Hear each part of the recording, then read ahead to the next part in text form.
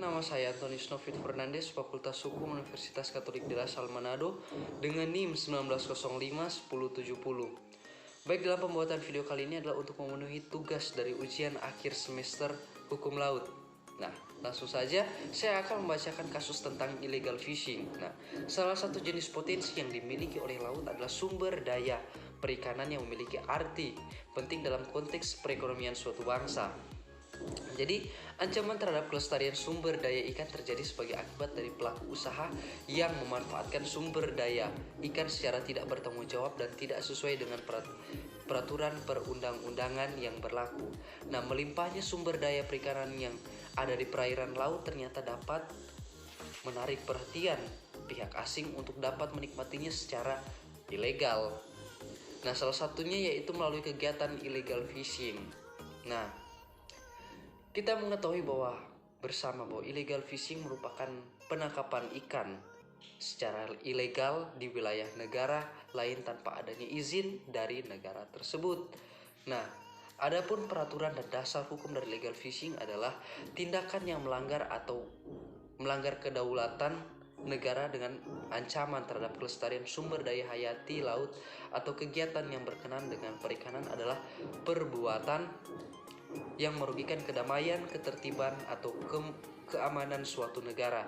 Nah, perbuatan ini telah diatur dalam United Nations Convention on the Law of the Sea 1982 atau UNCLOS 1982. Nah, dasar hukum terkait EU fishing beberapa diantaranya adalah Undang-Undang Nomor 17 tahun 1945 tentang pengesahan UNCLOS 1982. Undang-Undang Nomor 31 Tahun 2004 sebagaimana telah diubah melalui Undang-Undang Nomor 45 Tahun 2009 tentang perikanan serta Undang-Undang Nomor 32 Tahun 2014 tentang kedaulatan.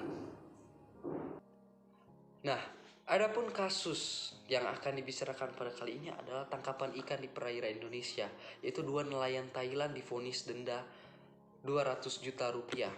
Nah, jadi Majelis Hakim Pengadilan Negeri Banda Aceh memvonis 2 nelayan Thailand atas kasus pencurian ikan di perairan Indonesia dengan hukuman denda masing-masing 200 juta. Nah, vonis tersebut dibacakan majelis hakim yang diketuai oleh Ainal Marthia dalam sidang di Pengadilan Negeri Banda Aceh. Nah, kedua nelayan Thailand yang divonis membayar denda tersebut bernama Winai Ban Pichit dan Suryon Janok.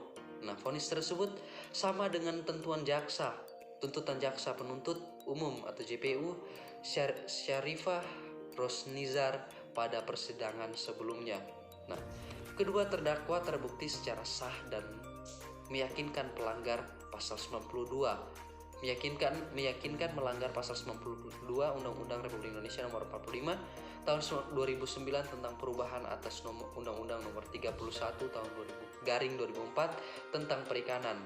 Nah, terdakwa Winai Ban Pichik adalah nahkoda kapal penangkap ikan berbendera Malaysia dengan nama KHF 2598, sedangkan terdakwa Suryon Janok juga nahkoda kapal penangkapan ikan berbendera Malaysia KHF 1980. Majelis hakim menyebutkan kedua kapal yang dinakodai kedua terdakwa ditangkap kapal pengawas Kementerian Kelautan dan Perikanan KP HIU 12 pada hari Sabtu.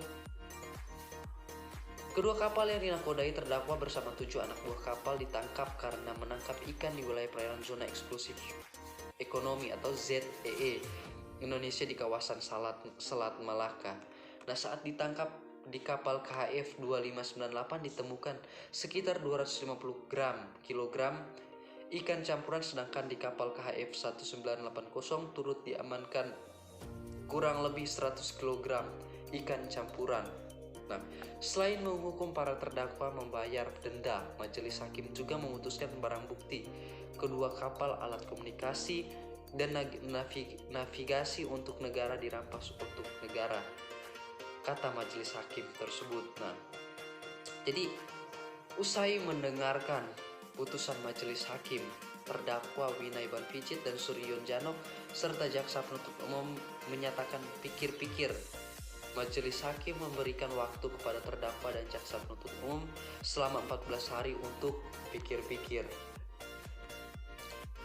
Nah, setelah mendengarkan kasus tersebut, kasus yang terjadi itu, maka saya akan memberitahukan bahwa sebelum dalam proses penangkapan kapal yang terbukti melakukan aktivitas illegal fishing di wilayah perairan Indonesia, biasanya kapal nelayan tersebut akan dibawa terlebih dahulu ke pangkalan Angkatan Laut terdekat untuk menjalani proses pemeriksaan. Nah, kemudian kapal yang telah melewati prosedur yang ditangkap oleh KKP, kapal nelayan kemudian akan ditenggelamkan dengan cara ditembak atau diledakkan. Nah, proses penenggelaman kapal yang terbukti melakukan baru bisa dieksekusi apabila telah melalui berbagai prosedur yang sudah diatur dalam pasal 69 ayat 4 Undang-Undang Nomor 45 Tahun 2009 tentang perubahan atas Undang-Undang Nomor 31 tentang perikanan, yang di dalamnya terdapat ketentuan mengenai berbagai persyaratan yang harus dipenuhi sebelum kapal nelayan dari negara asing dapat ditindak dengan cara ditenggelamkan atau dibakar. Nah, syarat-syarat yang harus dipenuhi antara lain yaitu: 1. Kapal yang ditangkap adalah kapal berbendera asing dan semua anak buah kapal atau ABK warga negara asing. Yang kedua, tempat kejadian di wilayah pengelolaan perikanan Indonesia. Yang ketiga, tidak mempunyai dokumen apapun dari pemerintah Indonesia. Yang keempat, kapal yang tertangkap sudah memiliki umur yang relatif tua berdasarkan fakta surat atau kapal yang tertangkap tersebut memang sudah tidak memiliki nilai ekonomis lagi.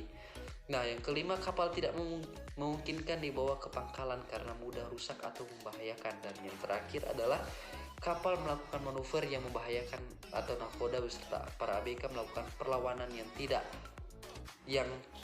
perlawanan dengan tindak kekerasan. Sebelum melakukan eksekusi khusus terhadap kapal asing yang ditangkap karena melakukan illegal fishing, pihak-pihak yang menangkap kapal asing tersebut atau baik dari pihak TNI Angkatan Laut, Bakamla atau KKP diharuskan terlebih dahulu untuk melakukan evakuasi terhadap anak buah kapal atau ABK, kemudian mendata atau mengambil dokumentasi semua perlengkapan dan peralatan yang ada di dalam kapal yang ditangkap, termasuk mengumpulkan ikan-ikan yang ditangkap oleh kapal yang melakukan illegal fishing sebagai barang bukti. Terakhir, jika semua prosedur sudah dijalankan, tahapan selanjutnya yaitu membuat berita acara. Baik, sekian dari video saya tentang hukum laut, yaitu tentang illegal fishing.